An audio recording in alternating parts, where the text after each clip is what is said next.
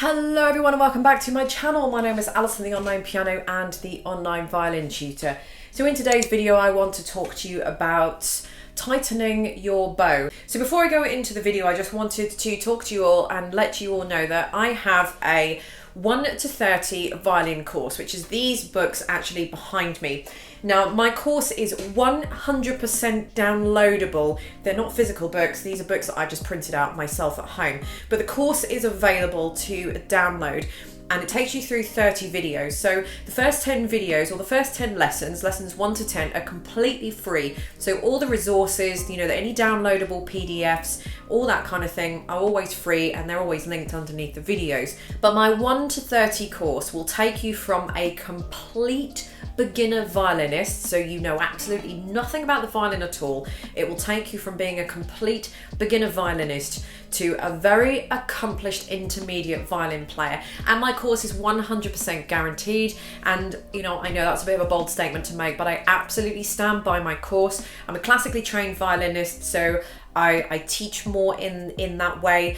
And all of these books will teach you everything you need to know. So the first 10 lessons, as I said, are absolutely free. Then you would move on to Songbook 1, and that is the start of the book series that we've got. Songbook 1 is 10 pieces that are arranged by myself to be at the exact same level as what you would have learned through lessons 1 to 10. Then you would move on to lessons 11, 21 with book 2, which is this one here. And in this book, you'll be going through lots of technical exercises, scales, arpeggios, learning a little bit more about the violin, just kind of filling in the gaps in knowledge from lessons 1 to 10. So book 2 just answers a lot more questions and covers a lot more technical work.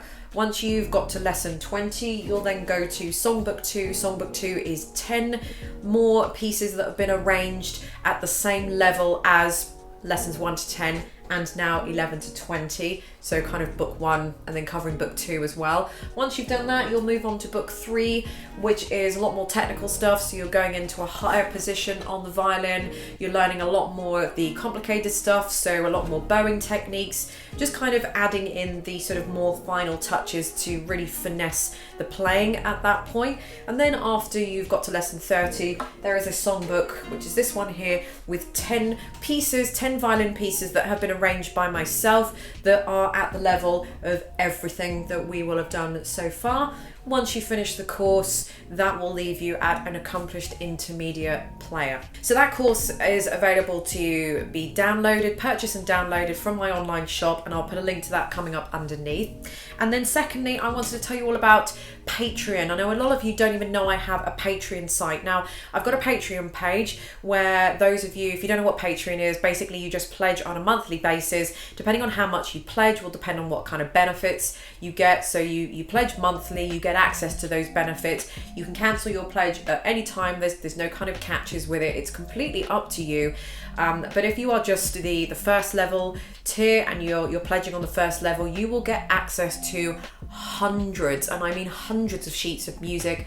I think last I checked, we're probably looking at around about I think nearly 800 sheets of music that have been arranged, violin sheets of music. There's some piano in there as well, actually. There's a good couple hundred piano pieces, but these are all pieces, violin pieces that I have arranged over pretty much my entire career of being on YouTube, which is since 2011. So yeah, next year we're coming up to 10 years. So it's a culmination of all the pieces that I've ever arranged that you will have access to on Patreon for just a few dollars a month. And like I say, it's up to you if you want to, how many months you want to pledge at a time.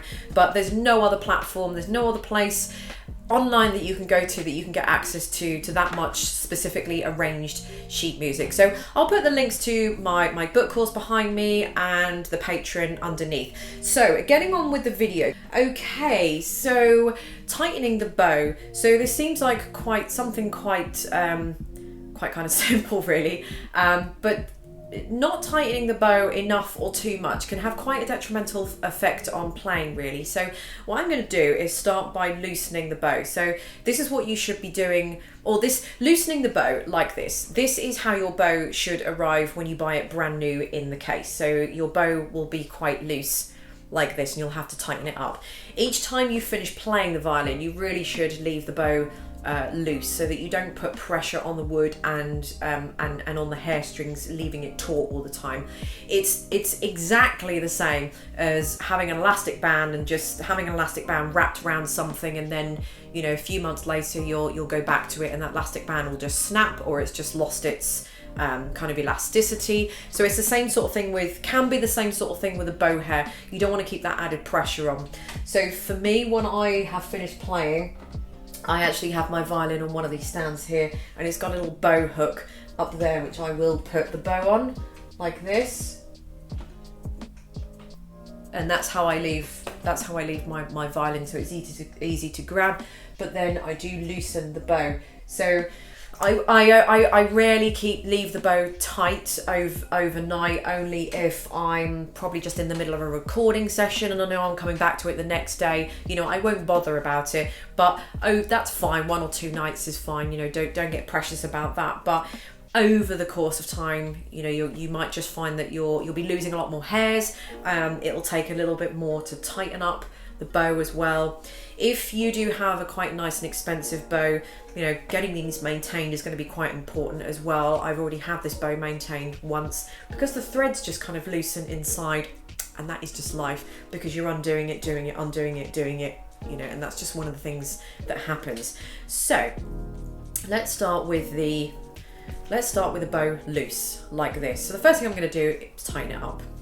So hopefully you'll be able to see this. If not, I'll just describe it to you. So what you want to do is tighten the bow, and what you're aiming for is to have a bend in the bow. So again, I'm not sure, actually maybe if I hold it up you can see it. So you're looking for a bend roughly in the middle of the bow. Now don't worry if you see the bend in your bow somewhere around here. A lot of the cheaper student quality bows will have a bend more up here. Something a little bit more expensive and more worthwhile will have a bend more in the middle. So you can, if I loosen the bow a bit more, perhaps this is going to be too much, but hopefully you can see the bend in that bow, and it is pretty much more or less in the middle, but some of them can be really far here. You don't really want them here. The bend is usually ever so slightly just sort of off center.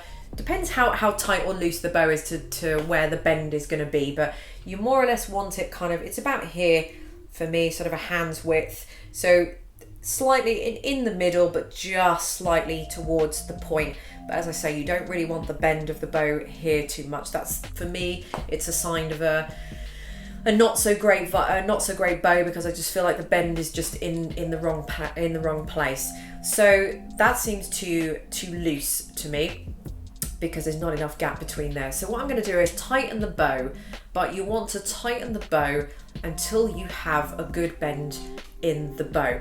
So if you tighten the bow more, what you will find happens is that, again, I hope this is coming out, maybe if I hold it up here again, what you'll sort of see is that the bow and the hair are more or less completely straight, or the wood and the hair is completely straight.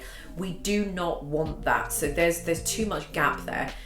You might have an ever such a slight curve for at the top, but for all intents and purposes, the bow and the wood are completely parallel to each other. We do not want that, because it's too tight. It means that your bow is going to be bouncing about all over the show. You've got no flex in there. The bow isn't flexing. It's just wrong on so many levels. So if you're getting a lot of bow bounce and you're getting a lot of resistance from the bow, probably your bow is too tight. And the amount of students that used to over tight their bow was just, I swear, if I had £1 for every time a student would open their violin and get their bow out and tighten it like this, then, you know, I wouldn't be teaching anymore. I'd just be earning all my money from telling them that they're over tightening their bow. So don't over tighten the bow. So if it looks parallel, completely sort of straight, the wood and the hair, it's too much.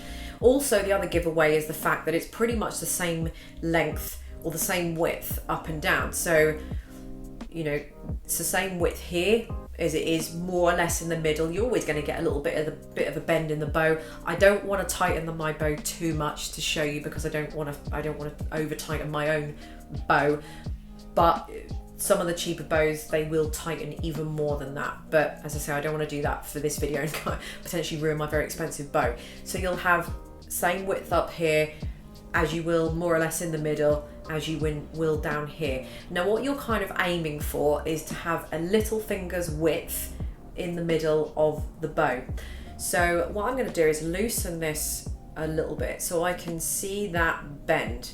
Now I know that I've got maybe about 1 centimetre, like a little finger's width in the middle, and we've got a bit of a, much more of a gap at the top there, little finger in the middle, and then we've got more of a gap there. So for me, that probably looks a little bit too tight actually. I'm just going to loosen it off just a tad.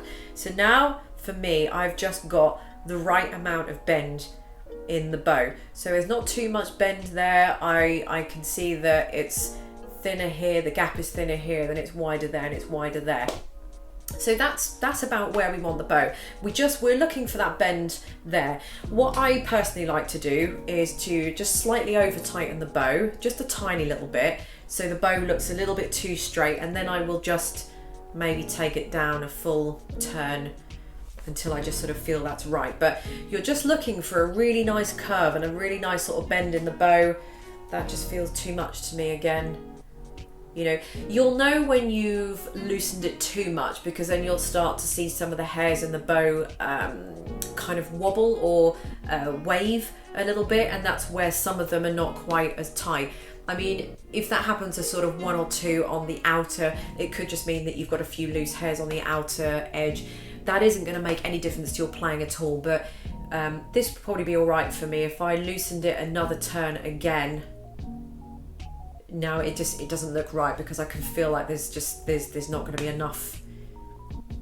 You know, there's not going to be enough there. I've got too many loose hairs that I can see that are now just kind of rippling about, and I don't like that. So I'm just going to tighten that until they're all sort of straight, but I've still got that nice little, you know, little finger gap there, and just a really nice curve. I just want to be able to see that really nice curve. I really hope this is coming out on camera. So that's what you're looking for.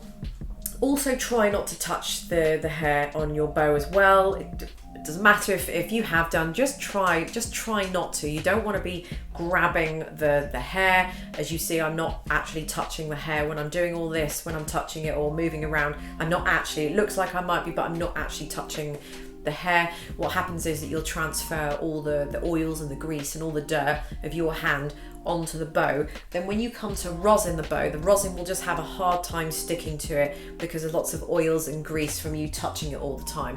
So then when you do come to rosin the bow, it's not really going to stick in those areas, or you might have too much rosin that sticks in those areas and then not in other areas. So then you'll get little noise patches, inconsistent noise patches when you're bowing, because it's kind of stuck to some areas and not to other areas, because you've literally been manhandling your bow all the time.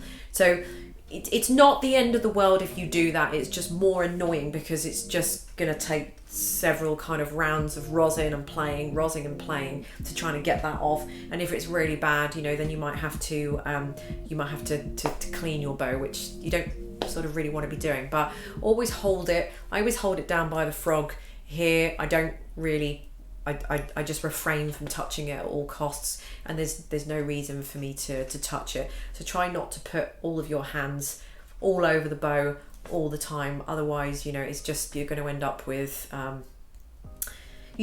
some bowing inconsistency problems, and then you're going to be wondering why your tone doesn't sound very nice, why half the bow is sliding across the strings, the other half isn't. You're not going to know what's going on, and it's probably all to the fact that you've got really sticky, greasy hands that you've been touching all over the bow, you know, and it's lessening the contact with the strings, and then it's causing havoc with all the rosin as well.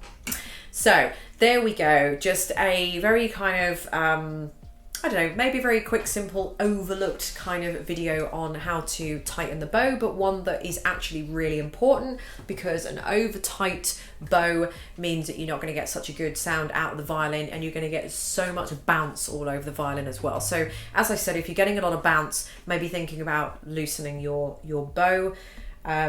And if you have a bow that is not really responding very well, if it's a particularly cheap one, then you might have to consider upgrading your bow or upgrading the violin. So there we go. Thank you very much for watching. All the links to my 1 to 30 violin course and Patreon will be underneath this video as per usual.